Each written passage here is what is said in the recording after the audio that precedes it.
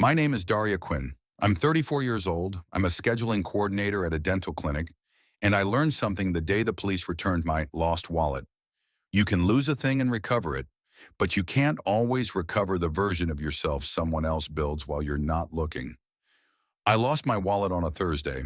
I know the exact day because I remember thinking, halfway through the afternoon, that my tote felt lighter than usual. I was in the parking lot outside the grocery store when I reached for my card to pay for a cart full of boring essentials: coffee, paper towels, dog food, and my hand closed on empty air. I stood there for a full second, brain refusing to accept it. Then the panic hit, hot and immediate. I emptied my tote onto the passenger seat like I was performing surgery. Keys, lip balm, receipts, a pen, no wallet. I walked back into the store and retraced my steps. Produce aisle, checkout lane, the little shelf near the register where I'd set my tote for half a second while I grabbed my phone. Nothing. I asked customer service. They checked the lost and found bin. Nothing. I sat in my car, hands shaking, and did the responsible adult thing. I froze my cards through my banking apps, reported my debit card lost, locked my credit card, and opened a fraud alert because the idea of someone using my identity makes my skin crawl. I told myself it was annoying but manageable. Cards can be replaced. Cash can be lost. It sucks, but it's fixable. What I didn't expect was how fast lost wallet turns into stolen life. The next morning, my bank called. "Ms. Quinn," the rep said, "we blocked a transaction attempt at 2:17 a.m. for an electronics purchase." 2:17 a.m. I hadn't been awake at 2:17 a.m. "Someone tried to use my card?" I asked. "Yes," she said. "It was declined because you froze it. But we also saw a new card added to a digital wallet." A new card added. My stomach dropped. I had already locked the account, but the attempt existed. Someone had the card number, the expiration, and enough details to try to add it to a phone. I filed a police report online that morning, mostly because it felt like the thing you're supposed to do. I didn't expect it would matter. I didn't expect anyone would actually call. Then 2 days later, my phone rang at 7:36 p.m. Caller ID, City Police Department. My heart jumped. "Ms. Quinn?" a man asked.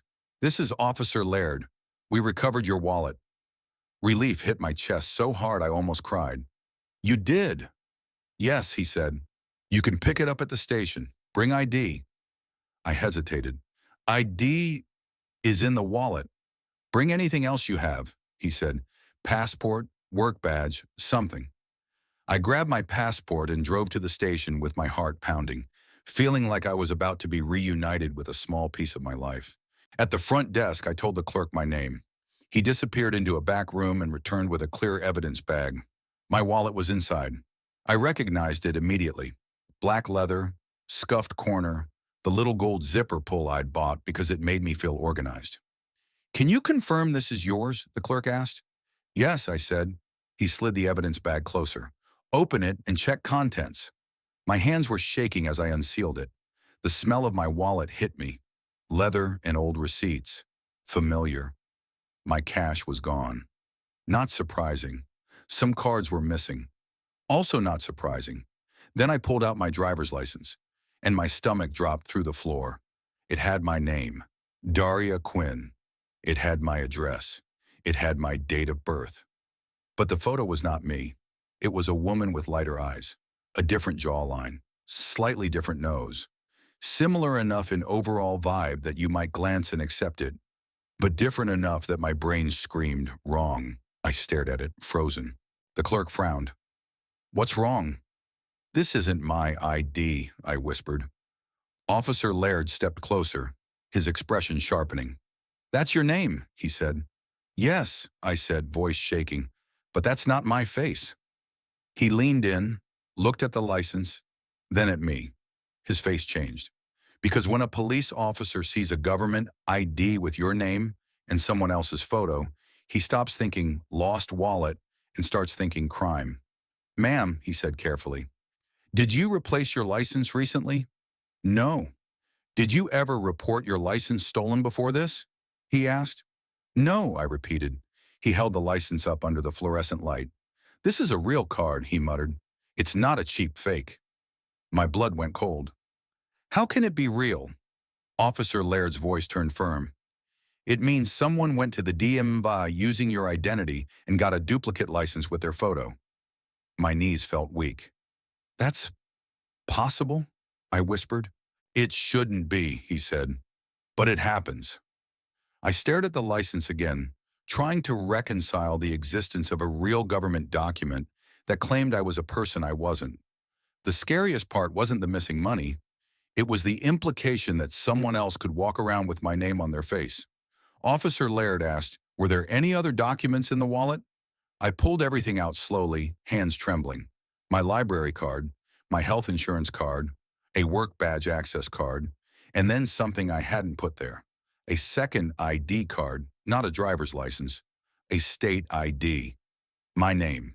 Someone else's photo, same woman as the license photo, and a different address printed, one across town. My stomach flipped. So she had used my identity, but she was anchoring it to her own address too. Like she was building a parallel version of me. Officer Laird took both IDs carefully, like they were evidence, which they were. "Ms. Quinn," he said, "I need you to sit down." I sat on a hard plastic chair, heart hammering. The station smelled like paper and disinfectant. Somewhere down the hall, a phone rang. Everything felt normal around me while my life quietly cracked. Officer Laird asked me a series of questions. "When did you lose your wallet? Where? Did anyone have access to your documents? Did you have your social security card in the wallet? Did you have any mail in there?" I shook my head to most. But then I remembered. 2 months ago, I'd mailed in a form for a background check related to a volunteer program at my niece's school. I'd included copies of my license and insurance. It was handled through a third-party processing company. Copies. My stomach tightened. Because once copies exist, you never know where they travel. Officer Laird said, "We're going to open a case for identity theft and forgery. We'll also contact DMV Fraud Division." "Can you tell who she is?" I asked, voice thin. He shook his head. "Not yet, but we can track the issuance of the duplicate license. There are cameras at DMV." Cameras, a lifeline. He continued, "We also recovered your wallet in connection to another incident." Another incident. My stomach dropped again. "What incident?" Officer Laird hesitated, then said, "A traffic stop. The driver presented that license. The woman had been pulled over, and she had used my name." "And what happened?" I asked. Officer Laird's jaw tightened. "She ran." Ran. My blood went cold. "From the traffic stop?" I whispered. "Yes," he said. "She left the vehicle and fled on foot. The wallet was in the car." So she wasn't just using my identity to rent apartments and open accounts. She was using it while committing crimes, which meant my name could already be attached to things I didn't know about. Tickets, warrants, reports. My stomach churned. Officer Laird saw my expression and said, "We'll put an alert on your record that your identity has been compromised, but you need to act fast too." He gave me a checklist. Freeze credit, file an FTC identity theft report, contact DMV fraud, replace license, notify banks, request a police report copy, and, most importantly, request a victim of identity theft flag that prevents duplicate licenses without extra verification. I nodded, numb. On the drive home, my hands shook so badly I had to grip the steering wheel with both hands just to feel stable. Every red light felt too long. Every car behind me felt like it was following me, even though it wasn't. That's what identity theft does. It makes you feel hunted inside your own life. At home, I pulled my credit report. 2 new accounts had been opened in my name in the last month, a store credit line and a phone plan.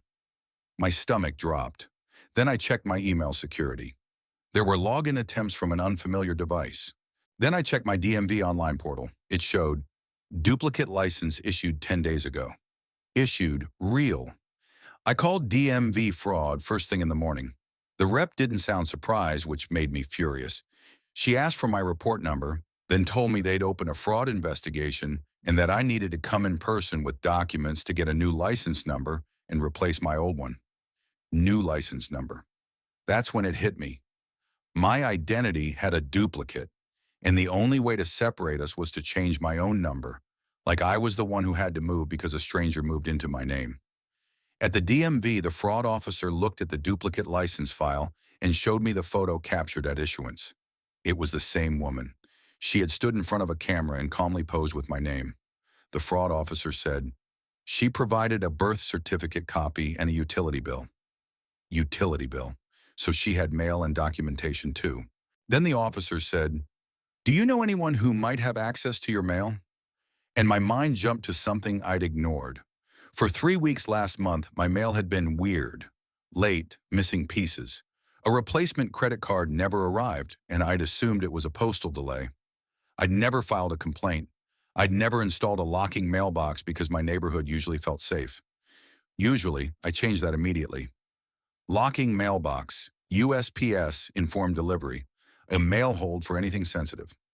Meanwhile, the police detective assigned to my case called me later that week. He said the car the woman fled from was stolen.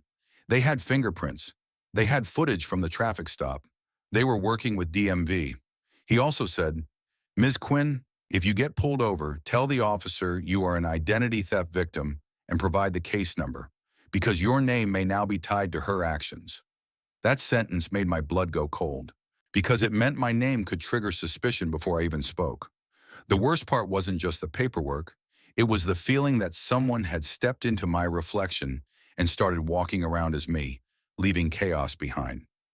The police returned my lost wallet, but the ID inside had my name and someone else's face, and that's when I understood. Losing your wallet is an inconvenience. Losing your identity is a fight, one where you have to prove over and over that you are the real you, while a stranger tries to make the world believe otherwise.